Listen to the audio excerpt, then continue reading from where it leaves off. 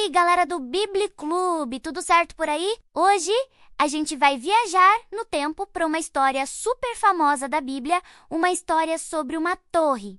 Mas não é uma torre qualquer, não, é a famosa Torre de Babel. Preparados? Então, peguem a pipoca e bora lá! Imaginem só, um tempão depois do grande dilúvio, quando Noé e sua família já tinham tido muitos e muitos filhos, netos, bisnetos. A terra estava cheia de gente de novo. E o mais legal é que todo mundo, mas todo mundo mesmo, falava a mesma língua. Pensa que prático! Se você fosse para qualquer lugar do mundo, conseguiria conversar com todo mundo sem precisar de tradutor. Que sonho, né? Essas pessoas viviam todas juntas numa planície chamada Sinar.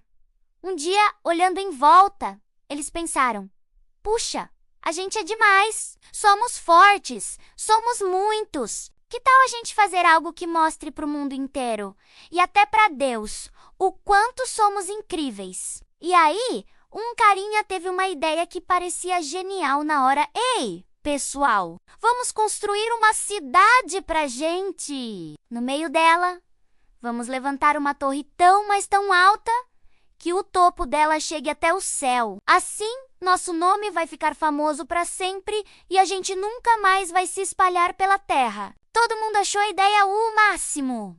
Uhul! Uma torre até o céu! Vamos ser famosos! Eles gritaram. A empolgação foi geral. Começaram a trabalhar com toda a força. Em vez de usar pedras normais, eles aprenderam a fazer tijolos super resistentes, queimados no fogo, e usavam piche, que é tipo um asfalto grudento, para colar tudo.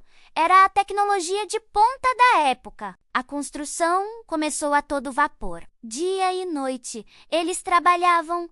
Mais um tijolo aqui. Passa o piche pra cá. A torre ia subindo, subindo, subindo. E junto com a torre, o orgulho deles também crescia. Eles se sentiam os donos do mundo, os mais espertos, os mais poderosos. Eles achavam que podiam alcançar o céu por conta própria, sem precisar de ninguém, nem mesmo de Deus. Lá do céu, Deus observava tudo aquilo. Ele via a cidade e a torre que os homens estavam construindo. Deus não ficou bravo porque eles eram bons construtores, não. Ele ficou preocupado com o coração deles. O orgulho estava tomando conta de tudo. Eles estavam se esquecendo de Deus e do plano que ele tinha para a humanidade, que era que eles se espalhassem e cuidassem de toda a terra. Eles queriam ficar todos juntos, concentrando o poder num só lugar.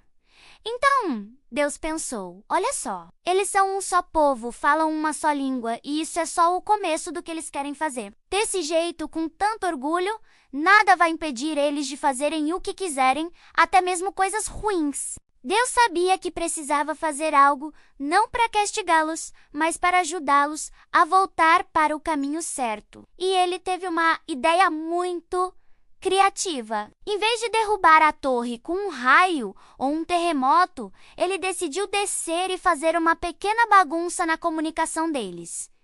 E foi exatamente isso que aconteceu. De repente, no meio do trabalho, um construtor virou para o amigo e disse: "Me passa o tijolo, por favor." Só que o amigo ouviu algo como: "Onde está o meu chapéu roxo?" O outro tentou pedir água e o colega: "Entendeu?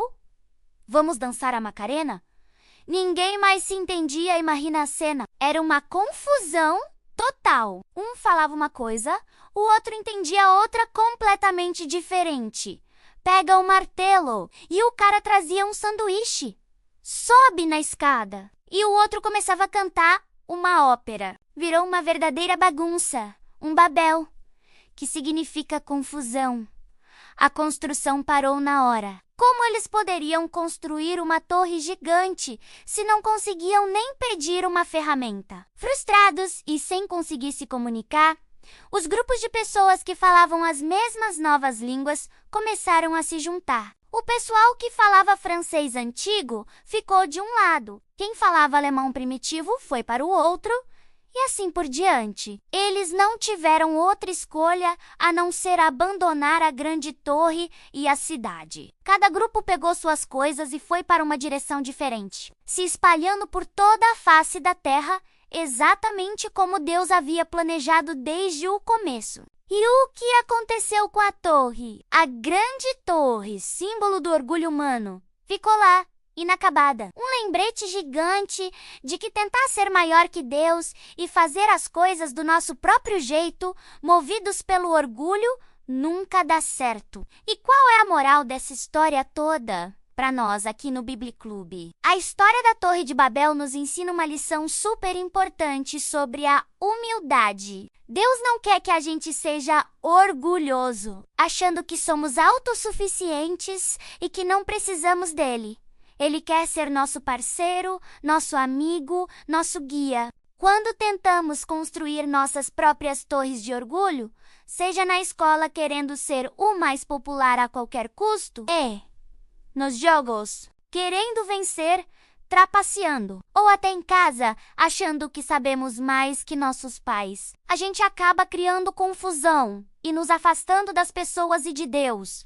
Mas a história não termina triste. Muito tempo depois, no dia de Pentecostes, Deus fez o contrário de Babel. Ele enviou o Espírito Santo e os discípulos de Jesus começaram a falar em outras línguas. Mas dessa vez, todo mundo entendia a mensagem de amor e salvação de Deus. Foi a Babel ao contrário, unindo as pessoas através do amor de Deus e não separando pelo orgulho do homem. Isso mostra que o plano de Deus é sempre nos unir em amor e não em orgulho. Ele quer que a gente use nossos talentos e habilidades para glorificá-lo e para ajudar uns aos outros, e não para construir monumentos para o nosso próprio ego. Então, da próxima vez que você se sentir tentado a ser orgulhoso, lembre-se da Torre de Babel.